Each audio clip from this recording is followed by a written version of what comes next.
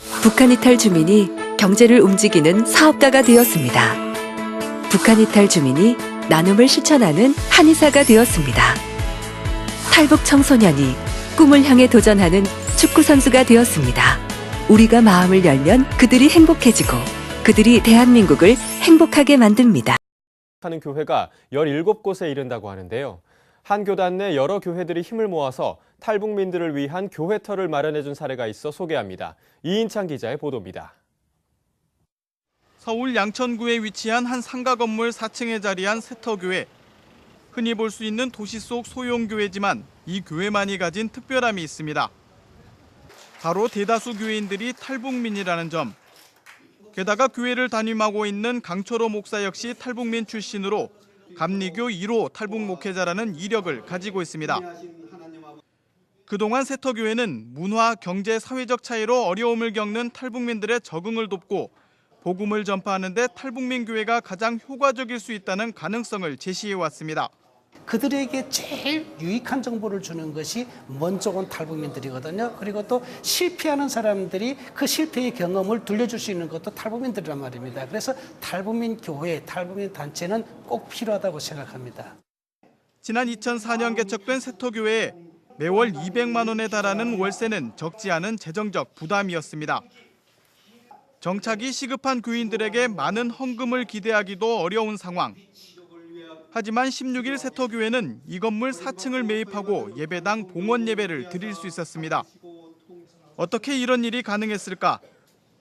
여기에는 기독교 대한 감리회 소속 교회들이 지난해 12월 결성한 북한회복 감리교회 연합이 중요한 역할을 했습니다. 세터교회의 안정된 사역을 위해 건물 매입이 필요하다는 데 뜻이 모아졌고 감리교 본부를 비롯해 회원교회들이 2억 원이 넘는 금액을 모금한 것입니다.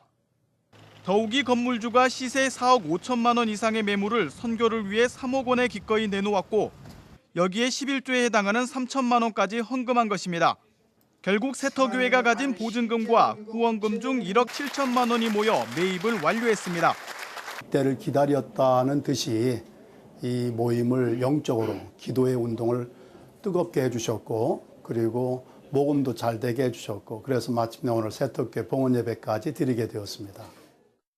강철호 목사는 해외 이민교회가 이민자들이 일어설 수 있는 터가 되는 것처럼 세터교회가 그런 역할을 하겠다며 북한과 탈북 과정에서 탈북민들이 입은 상처를 신앙으로 치유하는 데 최선의 역할을 다하겠다고 각오를 전했습니다.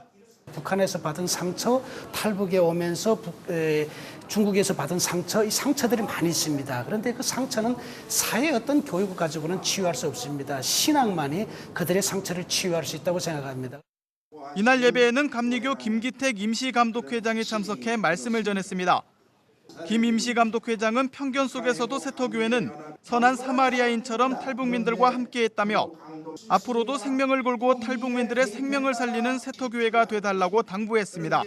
특별히 이 세터교회가 세상을 주님의 눈으로 바라보면서 생명을 구하는 그런 교회가 되기를 축원합니다. 한편 북한회복 감리교회 연합은 매월 회원교회를 순회하며 한반도 평화와 탈북민의 정착 등을 위해 기도회를 갖고 있습니다. 향후 탈북 난민을 위한 현지 쉼터를 마련하고 선교사를 파송하는 것도 계획하고 있습니다.